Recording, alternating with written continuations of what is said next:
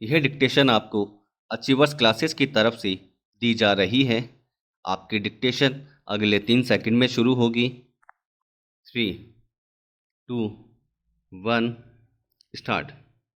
भारत रत्न अटल बिहारी वाजपेयी राजनीति के साथ साथ उससे इतर भी अधिक जाने पहचाने जाते हैं, शायद इसलिए कि राजनीति से जितने उनके गहरे सरोकार थे उतने ही साहित्य की संवेदना से भी थे। जो बात वे राजनीति में रहते सीधे नहीं कह पाते थे वह उनका कवि मन कह देता था। कविताओं से उनके मन को हम बांच सकते हैं। उनके व्यक्तित्व का यह भी सबसे बड़ा गुण था कि वे अलग अलग विचारधाराओं के दलों के लोगों को भी साथ लेकर चलने में विश्वास करते थे। उनसे निरंतर निकटता रही। इस दौरान यह भी अनुभूत किया कि वे दिल से बहुत बड़े थे।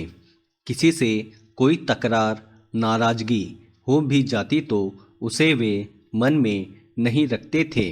अपने विरोधियों और प्रतिद्वंदियों के प्रति भी मैंने सदा उनके मन में आदर का भाव देखा।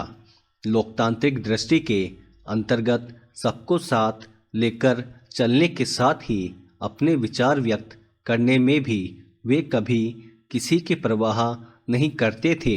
मुझे लगता है सच को सच कहने का साहस हर किसी में होता नहीं है, पर वाजपेयी में यह गुण तो था ही। साथ ही अच्छा कार्य किसी विरोधी दल के नेता ने भी किया है तो उसकी वह खुलकर सराहना करते थे। अतिवादिता का विरोध करने से भी कभी चूकते नहीं थे। याद है 1971 में जब बांग्लादेश का निर्माण हो गया, तब विपक्ष में प्रथम पंक्ति के नेता वाजपेयी ही थे। पाकिस्तान की करारी हार के साथ बांग्लादेश के निर्माण के लिए किए गए प्रयासों के लिए उन्होंने सदन में तत्कालीन प्रधानमंत्री इंदिरा गांधी को अभिनव चंडी दुर्गा की उपाधि तक दे दी थी। सत्ता को केवल अपने हाथों में ही केंद्रित करने की मंशा पर उन्होंने 80 के दशक में जनसभाओं में इंदिरा गांधी पर कविताएं लिखकर उन पर व्यंग्योक्ति में प्रहार भी कम नहीं किया था। उस दौर में उनकी सुनाई कविताएं आज भी याद हैं। वे ऐसा ही करते थे, मन में कुछ रखते नहीं थे, जो है कहते, नहीं तो बेबाक कविता में उसे सहज लोगों तक पहुंचा देते थे। पैरा उदात्त जीवन मूल्यों में वाजपेयी का आरंभ से ही विश्वास था। राजनीति हो या फिर इससे इतर जीवन, वह छोटेपन से सदा दूर रहने को कहते थे। वाजपेयी पर डॉक्टर श्यामा प्रसाद मुखर्जी के व्यक्तित्व का आरंभ से ही गहरा असर रहा। कश्मीर पर डॉक्टर मुखर्जी के भाषण, उनकी विचारधारा और चिंतन ने वाजपेयी को शायद आरंभ से ही प्रेरित किया था। इसलिए उनके चिंतन में यह झलक बार बार उभरती भी है। पंडित दीनदयाल उपाध्याय के बाद जनसंघ का उन्हें अध्यक्ष पद मिला तो उन्होंने सबको साथ लेते हुए संगठन के लिए भी बहुत महत्वपूर्ण कार्य किया। उनमें यह क्षमता भी थी कि जो उनका विरोध करते थे उन्हें भी वे अपने साथ मिला लिया करते थे। मैंने स्वयं यह अनुभव किया। शायद इसकी बड़ी वजह यह भी थी कि वे बगैर किसी औपचारिकता के सीधे विरोधी के पास स्वयं जाकर सहयोग मांग लेते थे। सदन में उनके हास्य विनोद और व्यंग्योक्तियों के साथ ही हाजिर जवाबी भी सदा चर्चा में रहती थी। वाजपेयी जनसंघ की सीट पर उत्तर प्रदेश के बलरामपुर से चुनकर जब संसद में पहुंचे थे, तब प्रथम प्रधानमंत्री जवाहरलाल नेहरू की शीर्षासन जैसी योग की कठिन मुद्राएं अखबारों में खूब छपती थी। एक दिन संसद में बहस के दौरान जवाहरलाल नेहरू ने किसी मुद्दे पर अपनी बात बहुत प्रभावी तरीके से रखी। सबने उनके भाषण को सराहा।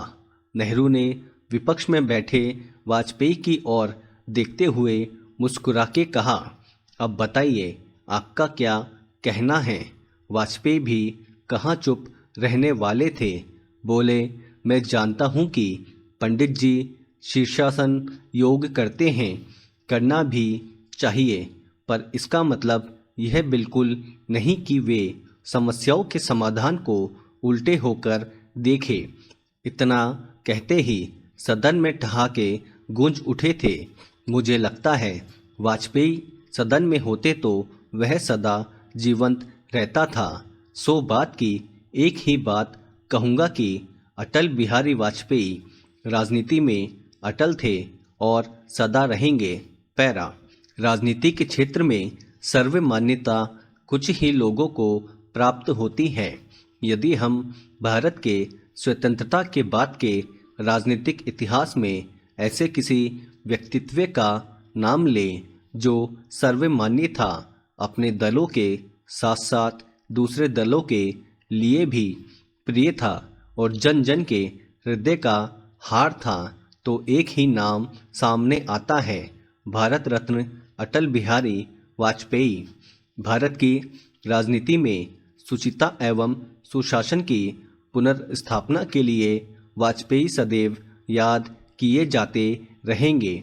उन्होंने पद, पैसे अथवा किसी अन्य लोभ के लिए राजनीति नहीं की। इसलिए अटल बिहारी वाजपेयी के जन्म दिवस को संपूर्ण राष्ट्र सुशासन दिवस के रूप में मनाता है। वाजपेयी के हाथों में 21वीं सदी के जिस उदीयमान भारत की नींव रखी गई थी, आज हम गर्व के साथ कह सकते हैं कि उसी नींव पर प्रधानमंत्री नरेंद्र मोदी आत्मनिर्भर भारत की सशक्त इमारत खड़ी कर रहे हैं। वाजपेयी ने अपने सुदीर्घकालीन सामाजिक राजनीतिक जीवन में अनेक अवसरों पर राजनीतिक सुचिता एवं सिद्धांतों के उदाहरण प्रस्तुत किए, जो भावी पीढ़ी के लिए अनुकरणीय बन गए हैं। उनके निर्णयों में दूरगामी सोच स्पष्ट रूप से परिलक्षित होती थी। प्रधानमंत्री ग्राम सड़क योजना के माध्यम से बुना गया सड़कों का नेटवर्क ग्रामीण विकास का जरिया बना है। वाजपेयी ने ही सर्वप्रथम कृषि सुधारों के बारे में सोचा एवं राष्ट्रीय किसान आयोग की स्थापना की। पैरा, किसानों को क्रेडिट कार्ड प्रदान करने का उनका नवाचार वर्तमान में किसानों के लिए बहुत बड़ा सहारा है। उनके प्रधानमंत्रित्व काल में उठाए गए आर्थिक सुधारों के माध्यम से भारतीय अर्थव्यवस्था को एक नई गति मिली। नदियों को जोड़ने की उनकी दूरगामी सोच अब जमीन पर परिलक्षित होने लगी है। पोखरण विस्फोट के माध्यम से भारत को परमाणु शक्ति संपन्न राष्ट्र के रूप में स्थापित करने के वाजपेयी के साहसिक कदम का ही परिणाम है कि आज हमारा देश वैश्विक शक्तियों में शुमार होता है। चाहे दूरसंचार क्रांति हो या राष्ट्रीय राजमार्ग की स्वर्णिम चतुर्भुज योजना, वाजपेयी का प्रत्येक कदम आने वाले कई दशकों के नए भारत की नींव रखने वाला था। उनके प्रधानमंत्रित्व काल में यह सब संभव हो पाया तो उसके पीछे सुचिता एवं सुशासन ही मूल मंत्र था। स्टॉप। दोस्तों, अगर आपको इस डिक्टेशन की कंप्लीट आउटलाइन प्राप्त करनी हो तो आज ही हमारे टेलीग्राम ग्रुप से उसे प्राप्त कर सकते हैं, जिसका लिंक डिस्क्रिप्शन में दिया गया है। और आगे भी अगर आप इसी तरह की डिक्टेशन और आउटलाइन प्राप्त करना चाहते हैं तो बेल आइकन पे क्लिक करना ना भूलें और सब्सक्राइब करें। Thank you.